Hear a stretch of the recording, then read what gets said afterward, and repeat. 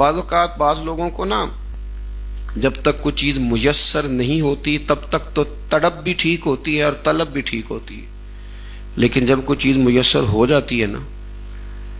شاید اسی لیے حضرت عمر فاروق رضی اللہ تعالیٰ عنہ جب لوگ حج کر لیتے تھے تو درہ نکال کے کہتے تھے ہو گیا حج، جاؤ اپنے اپنے گھروں کو، یہاں زیادہ دیر رکو گے تو پھر تم قدر نہیں کرو گے۔ حصول کسی چیز کا ہو جاتا ہے، جب وہ چیز کسی کے پاس آ جاتی ہے تو پھر شاید اس کا اس طرح کا رویہ نہیں رہتا، لیکن اگر آپ نظر ڈالیں گے حضور کے غلاموں پر تو جیسے جیسے حضور کا قرب پڑتا تھا ان کا ادب بھی بڑھتا تھا، جیسے جیسے رسول کریم کی ذات کے قریب جاتے تھے حضور کے احترام کے جذبات میں وسعت آتی، ان کو دیکھا جاتا تھا تو وہ ان کی کیفیات اس طرح تھی کہ دل حضور کے لیے بچھے چلے جاتے تھے، آنکھیں محبوب کے رستوں میں وہ بچھائے رکھتے تھے۔ تڑپ تھی ہر شخص میں کہ جب حضور مدینہ طیبہ آئے ہیں تو محبوب میرے گھر میں آئے، حضور لنگ کئی مہینے تے برس گئے تے تیری دید نو دیدے ترس گئے، ہر ایک کی خواہش تھی، لیکن کریم نے کرم فرمایا تو جناب ابو ایوب انصاری کے گھر میں حضور تشریف فرما ہوئے۔ حضرت ابو ایوب انصاری رضی اللہ تعالیٰ عنہ کے گھر کی نا 2 منزلیں تھیں، 2 پورشن تھے۔ آپ نے محبوب کریم علیہ السلام کی آسانی کے لیے کہ حضور کو مہمان ملنے آئیں گے،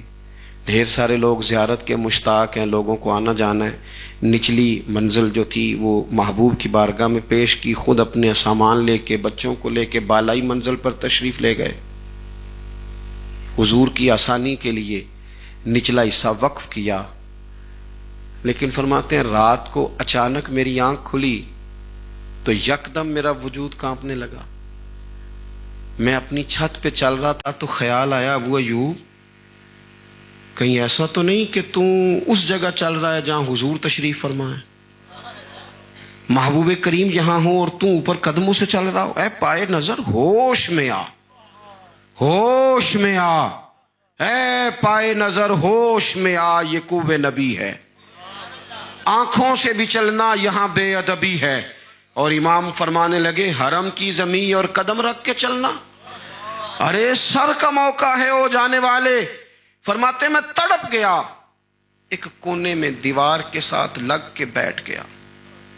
ساری رات وہاں گزار دی۔ صبح حضور کی بارگاہ میں عرض گزار ہوا یا رسول اللہ